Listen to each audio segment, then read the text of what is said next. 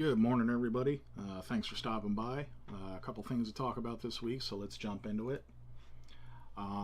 First off, as I mentioned, I am redoing the profile switching functionality to use macro commands and macro actions as their method to switch profiles, because that opens it up to not only be able to switch profiles, but to do any other macro actions that will be added into InputMapper in the future. So that makes it a lot more future-proof, and it's sharing a lot more code, and just makes it overall a lot easier to manage. So sorry about that. So we have InputMapper. I'm going to go ahead and launch it. There's not a lot to show yet. I'm still trying to finish some of the classes. And that's why I haven't really done a video last week or anything, because this is a lot of behind the scenes code that you guys aren't going to have a chance to see in action until it's pretty much all done. But pretty much the way I am setting it up is that each application, I'll go ahead and switch between applications here real quick. When you select these, each of them will have a new tab now called Actions. And you can go in there and there'll be actions you can define for when the application gains focus, excuse me, and when it loses focus. So unlike previous versions of InputMapper where it would just set a profile when that game was active, you can set this to do things when it shows up and when it leaves.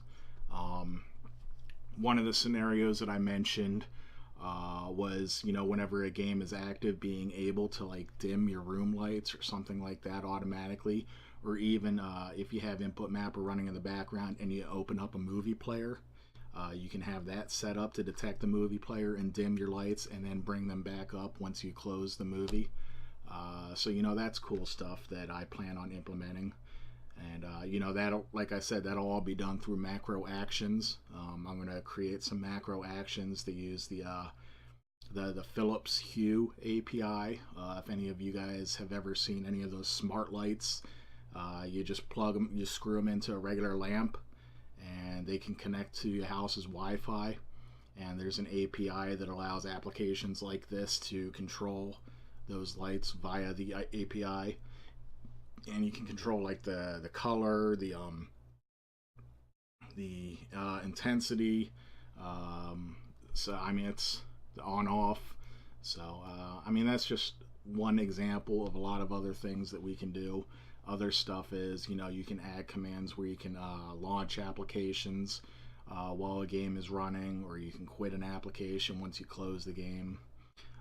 So just a lot of stuff like that.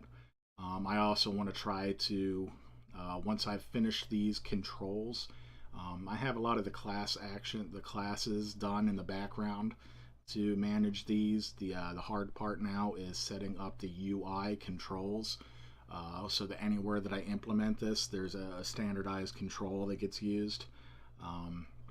Instead of me having to design this every single part of the application where I decide to be able to allow users to add macro commands. So it's just another example, being able to share code, which will make things more streamlined, easier to manage, update, maintain, etc. So that's about it. Like I said, I wish I had more to show, but it's just a lot of code right now in the background. Nothing to really show you guys. But I am making a lot of good progress, and it looks like I am pretty much down to just doing some UI work now. So once I get that banged out, hopefully I can test it for a little bit on my end, and then shove it up on the nightly build. So keep an eye out for that, and I'll probably post a blog message letting people know when I do push that one, since I do want to get a lot of widespread testing in on that.